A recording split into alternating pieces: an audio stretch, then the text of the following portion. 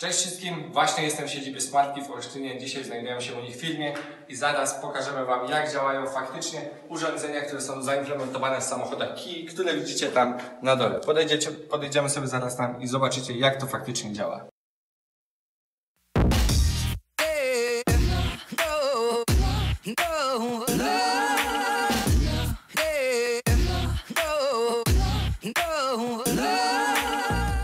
Teraz witam tutaj Szymona Fidorowicza, którego widzieliście już u mnie na kanale i pokażemy Wam w rzeczywistości, jak faktycznie działa aplikacja Smartki, jak otwiera się tak naprawdę auto za pomocą właśnie tutaj Smartki, projektu Smartki.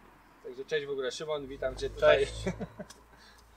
Może teraz zaprezentujesz, pokrótce opowiesz, co się w tym momencie dzieje. Zdradzimy Wam trochę kulis, co my w międzyczasie z partnerami tworzymy. Te samochody są, tak jak widać, pochodzą od Kia, od naszego partnera. Są wyposażone w urządzenia kolejnego naszego partnera, Teltoniki. Tutaj właściwie pokażę dzisiaj prostą funkcjonalność, po prostu dostęp do auta, gdzie wystarczy, zobaczcie jak to szybko działa. Teraz naciskam. Żadnych kluczyków nikt nie ma przy sobie. Sekundę mniej więcej trwa transakcja, gdyż transakcja tak naprawdę przebiega na tym blockchainie drugiego naszego partnera blockchainowego, czyli Waze. Blockchain Waze jest odpowiedzialny za tą część techniczną i za prędkość działania i taniość transakcji, a same tokeny Ethereum ERC20 ESCI służą do uiszczania opłat za dostęp do tych funkcjonalności, tak? No bo to było główne pytanie właśnie, ile to będzie trwało. Jeżeli to będzie na blockchainie Ethereum, to będzie trwało przecież minutę czy tam dwie, zanim ktoś otworzy auto, będzie stał na deszczu i będzie mu padało na głowę. No jak widać nie. Tak, stąd też Waze. Waze jest naprawdę świetnym narzędziem i bardzo szybkim. Ethereum z kolei będzie integrowało do płatności, tak? Do tych DeFi. Tak. Bo tak jak za chwilę pokażemy Wam szczegóły tej aplikacji, tu są planowane, to jest po pierwsze to służy jako klucz do mojego samochodu, gdzie mogę sobie udostępnić go, otworzyć, zamknąć, udostępnić rodzinie, ale z drugiej strony mogę wystawić go również na sprzedaż i zrobić taki prywatny car sharing, tak? Czyli mogę ustawić cenę, że chcę go odstąpić na jeden dzień za taką cenę i wtedy łączymy się już z płatnościami, tak? Mamy tu przygotowane wersje takich bramek, zarówno fiatowych, jak i bramek do DeFi, bo często przy wynajmie auta trzeba na przykład zostawić zabezpieczenie. My przewidujemy, że w naszym przypadku zabezpieczenia będzie można również uiszczać w krypto, tak? Fajnie. Też, no bo jesteśmy w krypto, no to dlaczego byśmy nie mieli takich kryptowalut wykorzystać, nie? Korzystać z tych kwiatów. Fajnie, na pewno fajnie, że to tak działa szybko i że no jest to ten Waves właśnie, a nie Ethereum, no, które zanim nie będzie Ethereum 2.0, no to mogą być problemy jednak z tą prędkością. Liczymy na to, bo rzeczywiście pewnie fajnie by było się skupić na jednym, że tak powiem, partnerze, na Ethereum. Aczkolwiek widzimy jeszcze wiele możliwości współpracy zarówno z Waze'em, jak i innymi projektami blockchainowymi, bo nie wykluczamy, że w przyszłości będziemy integrowali się jeszcze z innymi projektami w celu kolejnych funkcjonalności, rozszerzania po prostu portfolio tam możliwości naszej aplikacji, tak? Jasne, fajnie. No także jak widzicie, no, działa to błyskawicznie. My zaraz przeniesiemy się do biura i jeszcze sobie chwilkę tutaj porozmawiamy, a zanim to, no to oczywiście zobaczycie na aplikacji faktycznie, jak to działa na telefonie. Więc mamy tutaj aplikację właśnie, którą szykujemy dla Kia. Logowanie dostępu do samego interfejsu tu się odbywa, aczkolwiek to wszystko się odbywa na portfelach blockchainowych. To jest mój balans moich ESCI, które służą do uiszczania opłat. Tu trochę zdradzamy, przewidujemy bramki również, tak? W tym momencie wybieram sobie mój samochód i otwieram go. Można sprawdzić, doszło do transakcji na blockchainie, wszystko jest weryfikowalne i w pełni transparentne. Dokładnie. Dobra, no to przeszliśmy sobie do biura, jak widzimy, siedzimy pod szyldem Smartki. No i też Smartki wykorzystaliśmy przed chwilką tutaj do otworzenia tego samochodu, no Kia. I jakbyś opowiedział troszkę więcej o tym, po co nam to tak faktycznie jest? Dlaczego nie mogę po prostu korzystać z kluczyka do samochodu? Po co mi ta aplikacja na tym telefonie? Wiesz co, inaczej, nikt ci nie zabroni, każdy może. Zresztą Smartki nie wyklucza użytych dzisiaj technologii, jest to uzupełnienie. W pewnych sytuacjach będzie to ułatwienie. Pewnie można sobie 1000 sytuacji wyobrazić, kiedy cyfrowy klucz mógłby ci pomóc. dwie takie proste, nie wiem, mam samochód jeden w rodzinie, a potrzebuję właśnie żona szybko pojechać z dzieckiem do szpitala, a mnie nie ma, bo pojechałem gdzieś i zabrałem kluczyk. Tak, przy sobie, no, zdarza się. Po prostu czasami by się przydało po prostu na przykład zdalnie przesłać kluczyk, tak? Kopię cyfrową klucza, a nie fizyczną, więc zastąpienie fizycznego klucza cyfrowym można też sobie wyobrazić na przykład w firmie, to już pewnie łatwiej sobie wyobrazić, że mam, nie wiem, pulę 5 samochodów służbowych, akurat jakiś pracownik zostawił go na parkingu, poszedł na urlop, ale znowu z kluczykiem. Tak. No, ale jest pilna potrzeba, trzeba jechać do sklepu po coś. No i zamiast brać taksówkę, albo można po prostu wykorzystać z puli samochodów, które stoją. Zwłaszcza w użyciu firmowym, korporacyjnym, tych przykładów takich sharingów, car sharingów wewnątrzfirmowych pewnie jest mnóstwo. Zresztą jest to duży trend dzisiaj na rynku. Tak. No mówi się teraz TAS, czyli ten Transport as a Service, mówi się o tym, że za 5 lat co drugie auto będzie w ogóle rejestrowane jako car sharing, więc to jest duża informacja. No, chyba wszyscy słyszeli, niedawno Elon Musk ogłaszał, że za parę lat wszystkie Tesle zostaną zupdate'owane i powstanie jeden wielki marketplace, gdzie ty, nie używając swojej Tesli, możesz ją wystawić na rynek publiczny i po prostu ją wynająć komuś z ulicy. Tak? Nie jeżdżę, ale chcę, żeby ona nie stała, nie kurzyła się i jeszcze mogę na tym zarobić, a to dlaczego nie? Więc na zachodzie ta świadomość jest całkiem inna i to, co tam wspomniałeś, Transport as a Service, istnieje taki raport, możecie znaleźć go, wygooglować gdzieś w internecie. No, postaram się podrzucić gdzieś tam pod filmem tak samo. I tam jest powiedziane właśnie, że za parę lat właśnie co drugi samochód, przynajmniej w Stanach, będzie właśnie udostępniany w tak zwanej ekonomii współdzielenia. To są różne, czasami to są duże korporacje, które po prostu mają 1000 samochodów i sobie możesz je wynajmować na minuty, a czasami spotykamy się z takimi inicjatywami sąsiedzkimi wręcz. Zresztą od tego się zaczął nasz pomysł. No mówiliście o tym Mustangu, tak? Tak, no od tego się zaczęło, że właśnie paru sąsiadów się zrzuciło na Mustanga, bo chcieliśmy nim pojeździć, tak? I to się na tyle sprawdziło, my się znamy, ale chodziło o to, żeby nie ganiać siebie wzajemnie z fizycznym kluczem, więc Kiedy będziesz w domu, bo chcę pojeździć. Nie? Tak, chodzi o logistykę zwykłą, tak, żeby nie tracić czasu, to ma być fan, a nie biznes. I na przykład uczestniczymy też w takich europejskich projektach nawet, gdzie rzeczywiście istnieją mnóstwo takich case'ów w Europie, gdzie jest społeczność na przykład zamknięta, nie wiem, 5 bloków osiedla, mają zakupione na spółę 5-6 elektryków i są współdzielone wśród sąsiadów, tak? To są już takie większe przedsięwzięcia, więc tych przykładów jest naprawdę coraz więcej na świecie. Powoli tak wchodzi do Polski, no weszł jakiś czas temu ten Trafikan. To może nie jest idealny tego przykład, no ale też auto zostawiamy gdzieś, ktoś inny je po prostu podwynajmuje, sobie po prostu płaci i to auto bierze, korzysta z niego przez godzinę, bo chce gdzieś kogoś podwieźć, zostawia auto i znowu kolejna osoba może sobie to wziąć, nie? To jest gdzieś takie przejście, mi się wydaje, pomiędzy tymi światami trochę. Tak, to przejście jest, już Wam tłumaczę. Zobaczcie, blockchain powstał tak jakby trochę na przekór bankom, gdzie bank centralnie zawiaduje przepływem pieniądza i on kontroluje cały przepływ. I dzisiejszy sharing economy jest trochę podobny, że rzeczywiście to duże korporacje wystawiają te auta i zarabiają, czyli mamy te właśnie carsharingowe duże korporacje, mamy Uber, który też jest w kategorii sharing economy, aczkolwiek nie wiem dlaczego. Ale właśnie widzimy że coraz mniejsze tak jakby enklawy ludzi, społeczności chcą też mieć swoje własne, nie pod szyldem Ubera, dla siebie, całkiem inaczej wymyślone na przykład, tak? I teraz SmartKey ma być takim narzędziem, które ma to tym ludziom ułatwić, tak? Żeby nie musieli budować całej infrastruktury IT, to mają być proste zasady, programowalne takie smart kontrakty, które są programowalnym kluczem cyfrowym, tak?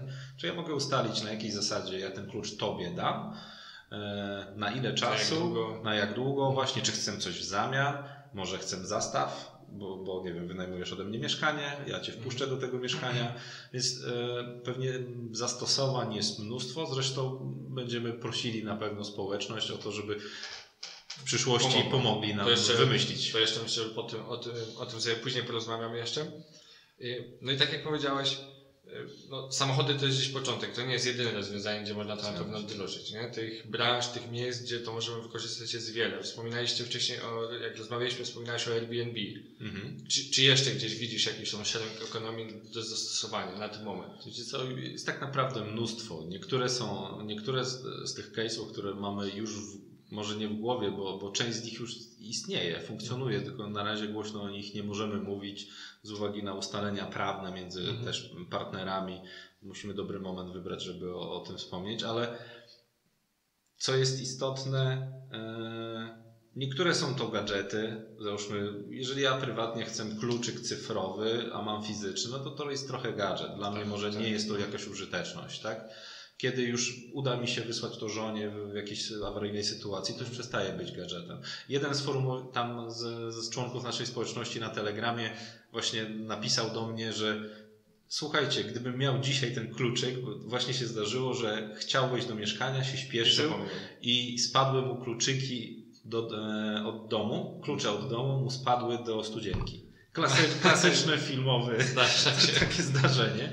I mówi, gdybym miał taki smart klucz cyfrowy i mógłbym wejść do własnego domu, mówi, całe szczęście, że ktoś w domu był. Gdyby nie było, bym nie wyjął. No już masz use case rzeczywisty. Tak. I masz rzeczywisty use case. Zresztą powiem uczciwie, ja w swoim domu zamontowałem coś takiego, tak? Żeby zdalnie otwierać. Tak, czyli elektrozamki sobie wstawiłem, bo ja nienawidzę nosić pęku kluczy. Zresztą jestem trochę gapą i po prostu raz zostawię w tym samochodzie, raz tak.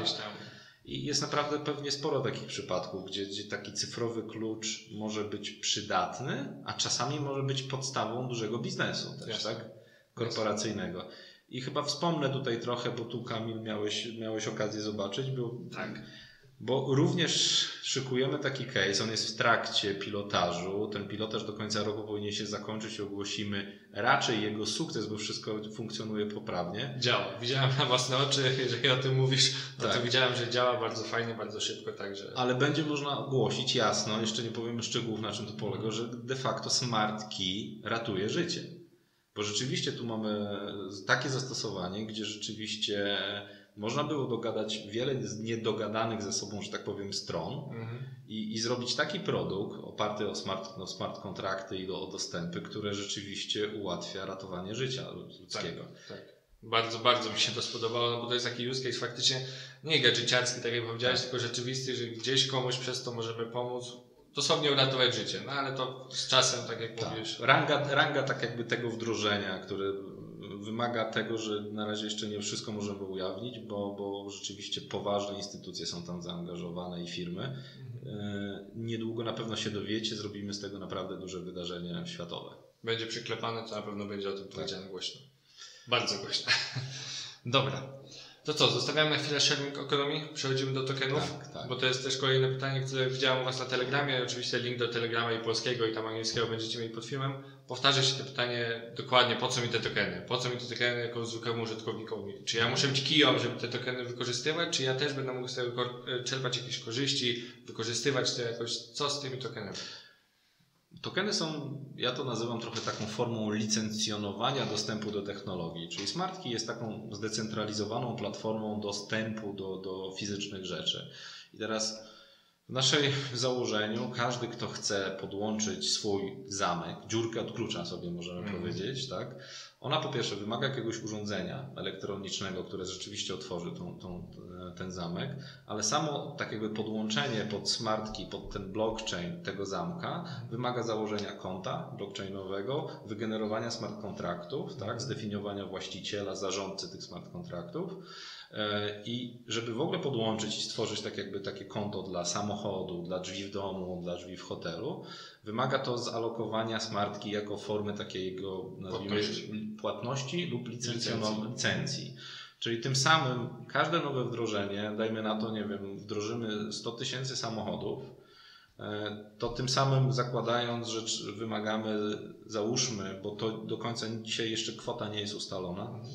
Myślę, że na początku przyszłego roku razem z partnerami ustalimy i zamkniemy tą kwotę ostatecznie. Ale załóżmy, że dzisiaj to jest $1, tak? Mówimy o $1 zalogowanym w każdym samochodzie. W każdym samochodzie, czyli będziemy, tak jakby uczestnictwo w tej sieci Smart Key będzie wymagało zalokowania w urządzeniu, w samochodzie, tak jakby $1 w Smart Key. Na dzień dzisiejszy jest to około 50 Smart Key, de facto zejdzie z rynku. Tak?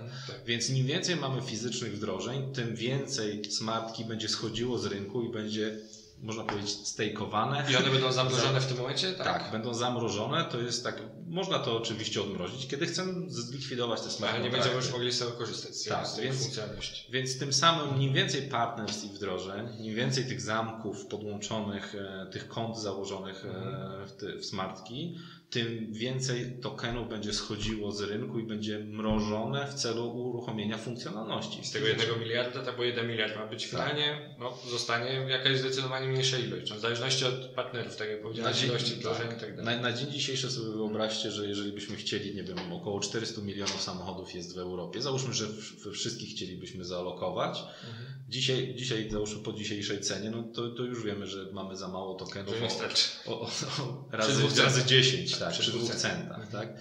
A to są tylko samochody. Tych case'ów jest naprawdę mnóstwo. Mówimy o jakichś bramach wjazdowych, o parkingach, no nie chcę nawet, wiecie co, tu można porównać być może z rynkiem IoT. Istnieją też raporty, jak duży jest rynek Internet of Things, bo my mówimy o sobie, że jesteśmy blockchain of things, czyli każde urządzenie Internet of Things, czyli takie urządzenie, które potrafi się komunikować z siecią, my możemy spiąć do blockchaina i zarządzać tym funkcjonalnościami tego urządzenia z blockchainu. A tych urządzeń są miliardy na świecie. No tak. Więc jeżeli ktoś się obawia, że mamy za dużo tokenów, to nieprawda, ich jest za mało wręcz, tak? A moim zdaniem jest na tyle, że tak powiem, dużo, że to gwarantuje przy skutecznym tak jakby wdrażaniu nowych partnerstw, to gwarantuje stabilny wzrost w okresie 3-5 lat, bo myślę, że ta technologia albo w ciągu 5 lat zacznie być standardem, tak? W tym okresie powinniśmy zobaczyć największe wzrosty, tak? No, 5 lat. No, to jest połowa trwania kryptowalut. Niektórych jeszcze nie było 5 lat temu, w większości pewnie nie było 5 lat temu, ale jak ktoś jest, tak jak rozmawialiśmy wczoraj, inwestorem, a nie spekulantem, no to na pewno zrozumie tą stabilność wzrostu gdzieś tam. Nikomu też zagwarantować nie można tego, no bo nie da się, tak? Nie postawię tu swojej ręki, nie powiem, że tak będzie, ale faktycznie, jeżeli te partnerstwa będą wdrażane, no to nie da się uniknąć jakby tego, tak? Tak. Bo tokeny będą zamrożone, więc jeżeli chcemy skupić znowu te tokeny z rynku i zalokować je w kolejnych urządzeniach, no to ta cena musi iść po prostu do góry. Tak. Nie da się tego... Więc to jest taki mechanizm samoregulujący się ekonomii smartki, tak bym nazwał, tak? Czyli mamy dwie strony, zauważcie, tej technologii smartki. To nie jest samo krypto. Po jednej stronie mamy krypto, a po drugiej stronie mamy realny świat, który chce używać funkcjonalności, o której mówimy, tych kluczy cyfrowych. Więc tutaj w krypto nam zależy, nazwijmy na spekulacji i na wzrostach, super, a tu nam zależy na używaniu, tak? Więc nasza głowa tutaj puchnie od tego, żeby wymyślać te case'y, żeby w użyciu było jak najwięcej. Dlatego partnerstwa z dużymi korporacjami, gdzie możemy za jednym zamachem, jednym kontraktem na przykład zutylizować, czy tam ulokować, zamrozić kilkanaście milionów tokenów, załóżmy, tak? Tym samym ci, którzy dzisiaj inwestują w tę formę, właściwie w te tokeny licencyjne, tak bym to nazwał, wiedzą, że ta wartość tych licencji będzie rosła, nie? Tak. Więc to jest taki prosty mechanizm. Rzeczywiście, jeżeli chcecie, żeby tak jakby wartość projektu rosła, pomóżcie zdobywać partnerstwa, wymyślajcie nowe case'y, tak? Dokładnie tak. To mówię, konkursy zostawię, to tak nazwane konkursy zostawimy na koniec. A jeszcze jeżeli chodzi o te tokeny, znowu widziałem w komentarzach pytanie, co z paleniem tokenów. No, sprzedacie wszystkie te tokeny, nie sprzedacie. Tam widziałem chyba dosłownie sprzed pół godziny, ktoś napisał od Was z firmy na Telegramie, że zostało 3,5% tokenów z presale'u z tego Stage'a A. Tak. No i jest jeszcze Stage B, tak? Z tego co widziałem? Tak. No i powiedzmy, że się nie sprzeda to wszystko, tak? Jeszcze jest trochę czasu, ale powiedzmy jakimś cudem, że to nie sprzeda. Co z resztą tokenów? To ja już powiem może tak, bo jeszcze wcześniej się zastanawiałem, ale od razu powiem, nie będzie palenia tokenów. Okej. I to jest ważna informacja. Tak, jeżeli zostaną te tokeny, może się tak zdarzyć. Aczkolwiek jestem dobrej myśli, bo duże, tak jakby coraz większe rozmowy z coraz większymi inwestorami toczymy, tak? Czyli oprócz takiego presale'u klasycznego, gdzie tam wpadają kwoty tam, nie wiem, 5-10 tysięcy, załóżmy w złotych, czy czasami 100 złotych, to mamy tak zwane też rozmowy OTC poza rynkiem, gdzie rzeczywiście mówimy o dużych kwotach i akurat jestem tu dobrej myśli, ale załóżmy, że zostają.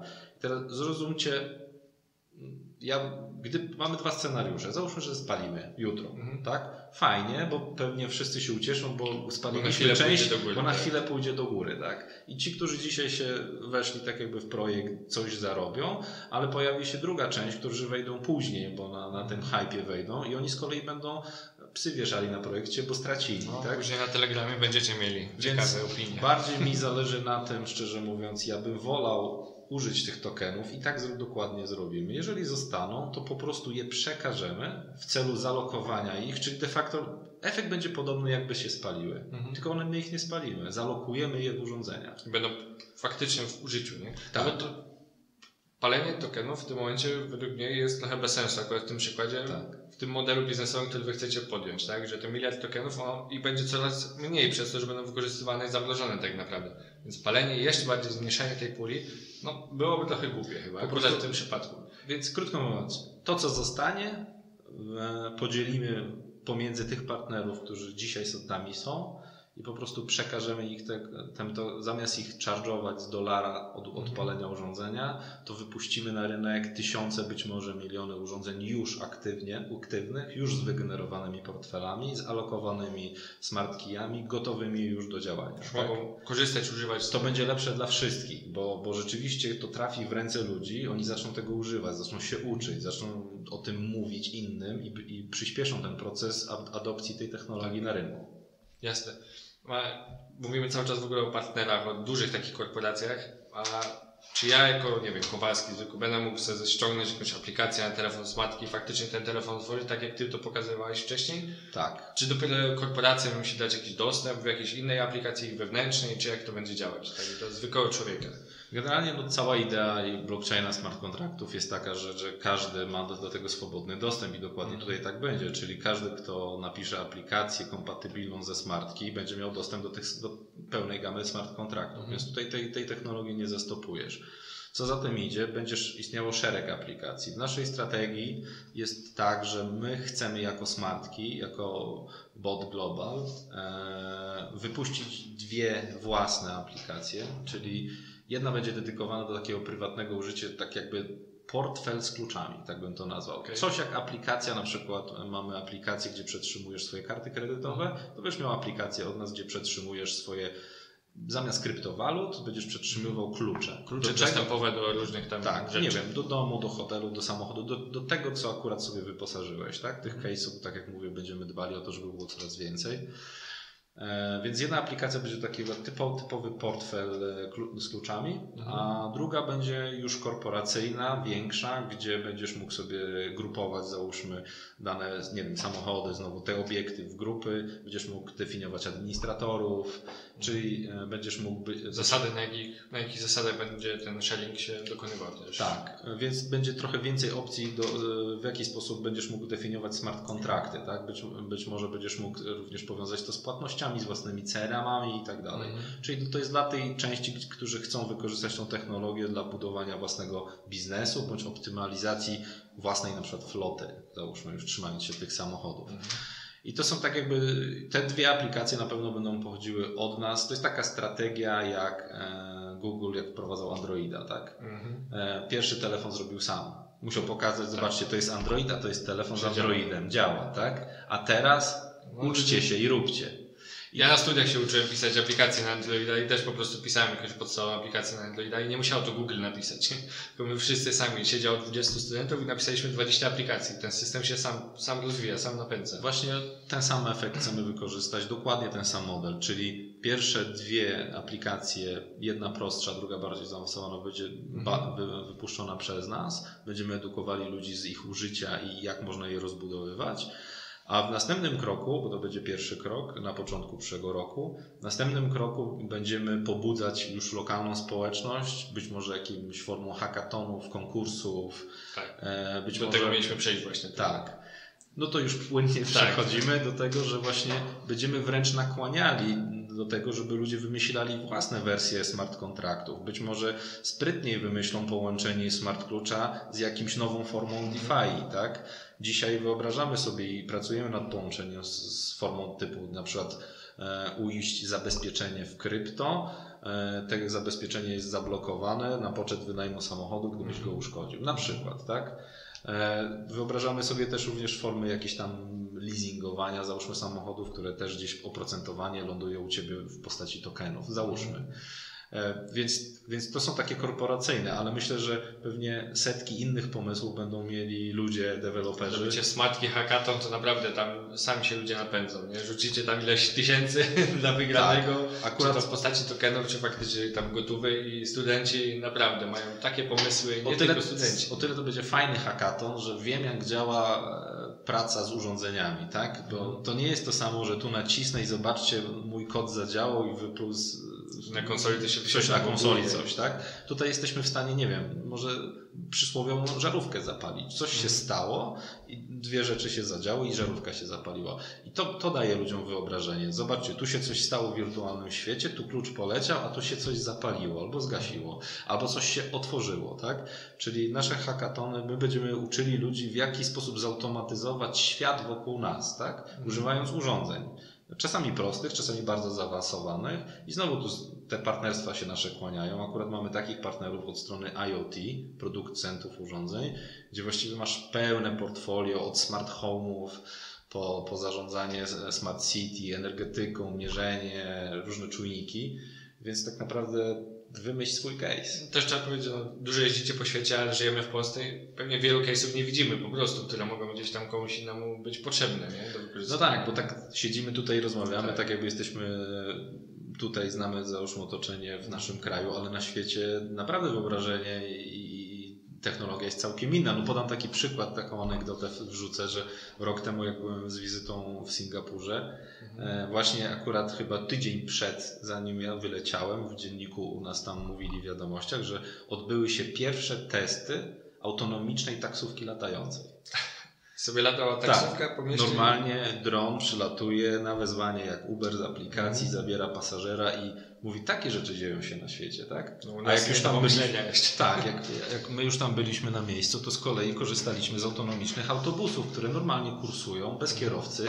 To nie są na szynach, normalnie po ulicach jeżdżą bez kierowcy, wożą ludzi, tak? I rzeczywiście, jak sobie zdacie sprawę, że świat jest całkiem gdzie indziej, tak naprawdę, zwłaszcza Azja, to w ogóle te konkursy i cała ta technologia jest skierowana właśnie na świat, tak? No u nas to jest jeszcze mały ryneczek i tak dalej, a Azja to jest jednak... Aczkolwiek z naszej perspektywy bardzo ważny, ze względu na to, że gdzieś te testy, te pierwsze wdrożenia trzeba dokonać, tak? Przez to, że jesteśmy związani jednak z fizycznością, bo to jest cała nasza strategia, że to musi być w fizycznym świecie wdrożone, żeby pokazać tą wartość, no to z jednej strony można powiedzieć, jesteśmy skazani, z drugiej strony jest to wielka szansa tutaj dla Polski, bo to tutaj będą się odbywały pierwsze wdrożenia, gdzie jeżeli coś rzeczywiście się stanie hitem i rozwiązaniem jakiegoś realnego problemu, to pójdzie informacja, że z Polski. To z Polski wyszło, tak? No i przez to też mam możliwość przyjechać i pokazać to Wam tutaj i zaprezentować po prostu, jak to działa. Także podsumowując, bo znowu nie róbmy godzinnego materiału, to zastosowań jest wiele. Zastosowań jest wiele. Pierwsze już działają i te oficjalne, o których jeszcze nie wiecie, i te nieoficjalne, o których jeszcze nie wiecie, i te oficjalne, o których teraz wiecie, działają już i śmiga to naprawdę fajnie. I nie ma tego problemu, o którym wspominało parę z Was, że będę czekał 2 minuty na deszczu, zanim mi się auto otworzy. No nie, widzieliście, to jest klik, sekunda i auto zostało otwarte. Będziemy nad tym jeszcze pracowali, pewnie przy dużych testach może coś jeszcze wyjdzie, tak? Tak. Przy takich setkach, dziesiątkach tysięcy. Aczkolwiek to wygląda naprawdę obiecująco. Super. Dobra. No to myślę, że wizytę w Smartki mamy zamkniętą. Jak widzieliście, działa to naprawdę fajnie. Myślę, że jak będą jeszcze kolejne rozwiązania zaadaptowane, no to może znowu się spotkamy, znowu będą pokazać, przyjechać tutaj na Mazury, bo pierwszy raz tu jestem, tak szczerze mówiąc. No i tyle. Także dzięki bardzo, Szymon, za rozmowę. Dziękuję. I widzimy się w następnych materiałach na kanale. Cześć. Hej.